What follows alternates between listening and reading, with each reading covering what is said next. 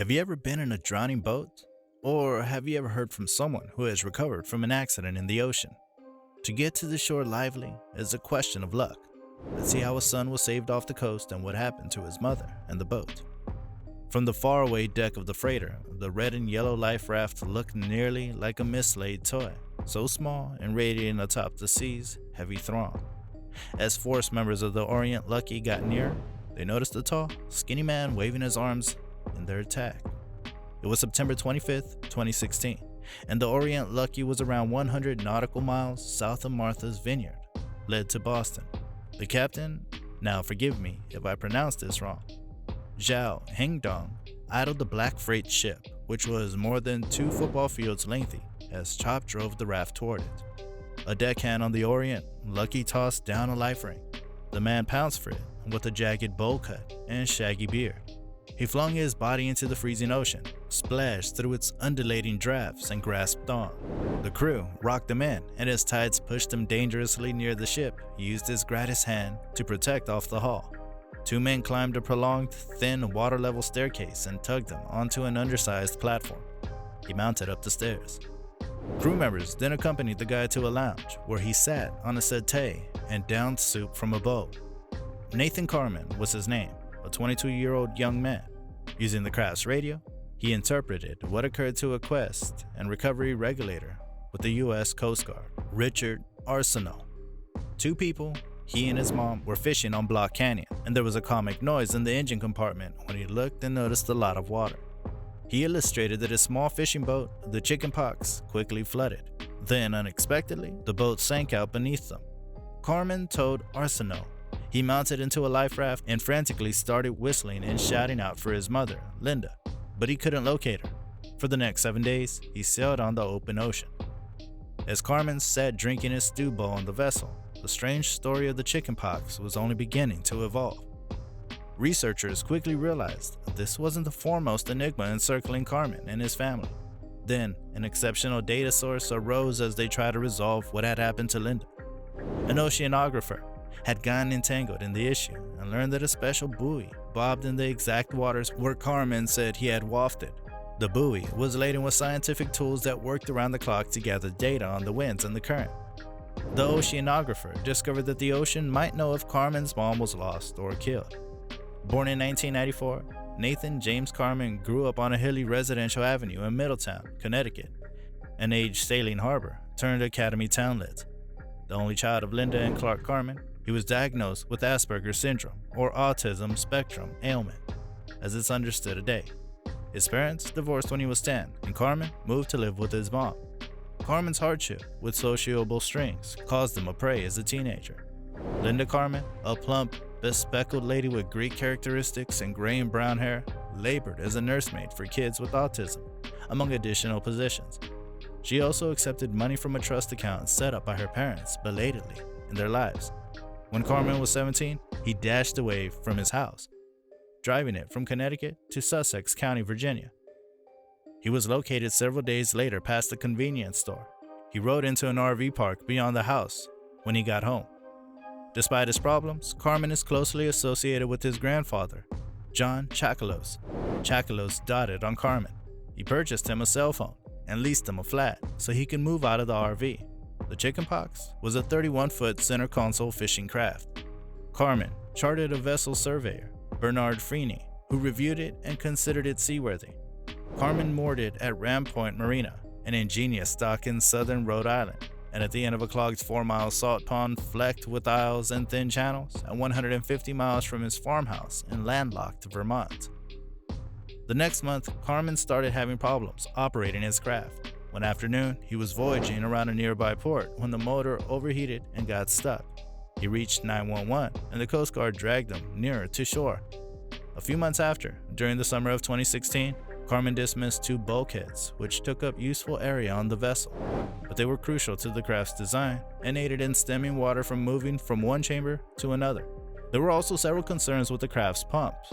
In the fall, one of the bilge pumps held an electrical problem and quit sucking water out of the craft. Carmen substituted it just before he and Linda went on an overnight fishing voyage. Linda and Carmen captained out to the ocean beneath the transparent sky briefly before midnight, as is typical for fishers who like to be in a pleasing position by daylight. The intention was to fish for streaked bass off Block Island, roughly 12 miles offshore, and drive it back by 9 a.m. Linda texted the schedule to her friend, Sharon Hartstein. At some juncture on the voyage, Carmen reflects on switching routes and heading the boat to Block Canyon, an offshore fishing site at the rim of the continental shelf, around 90 miles south of Block Island.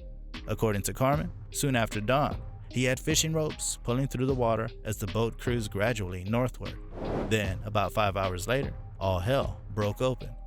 Water surged into the craft.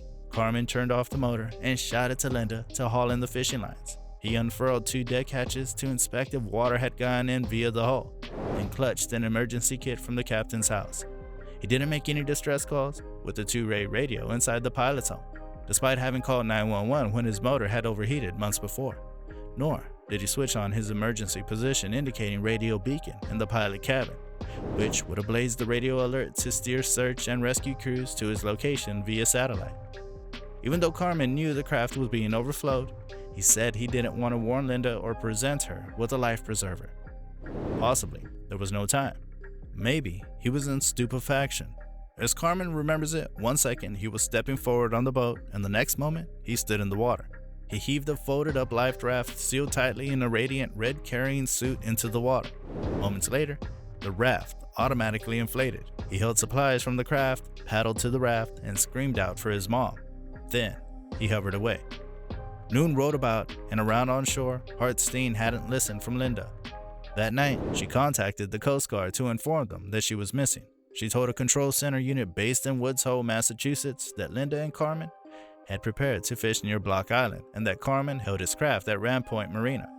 Marcus Girardi, then the station's director of response, flung himself into managing the mission.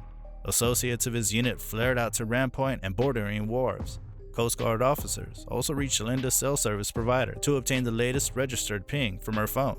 It was logged almost 1 hour after she and Carmen departed the marina, and it's at the Chickenpox southwest of Block Island. A few little rescue boats, buzzing across the sea at about 50 miles per hour, trolled the site, and a search and rescue chopper monitored the water from above. It was a despairing race against time. With each passing minute, the odds of thriving pursuit on the open sea descent. Matt Baker co-led the investigation with Girardi at the Coast Guard unit and reached Linda's next of kin, her sister, Valerie. Valerie noted that Carmen was incredibly smart and extremely good with technology, but then arrived a bombshell. She stated that she felt Carmen was accountable for murdering his father, and that because Chocolos's inheritance was being resolved that week, Carmen may have butchered his mom to acquire assets he was due to accept. The Fuzz ventured an investigation and focused on Carmen.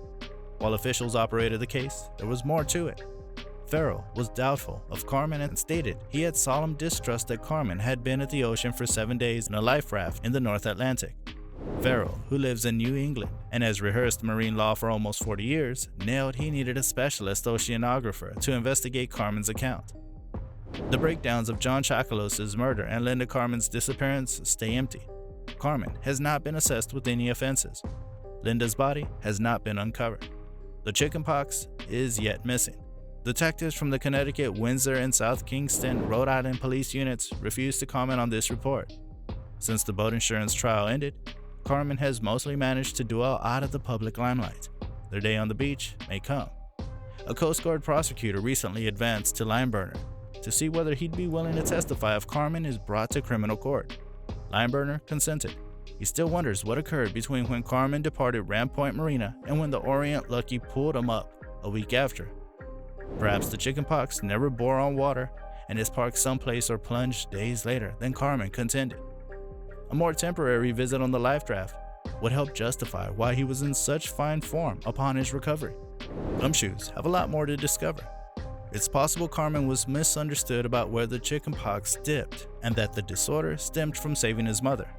Perhaps he didn't concede that drilling holes outside the waterline would compromise his craft. Maybe his clumsy behavior provoked undue apprehension, counting to his efforts as a young man with autism. Some facts might finally explain why Carmen's location was significantly off from where Ocean Dynamics should have positioned him. Do you think all of this was Carmen's fault? Or was he the sole reason for his mother's missing?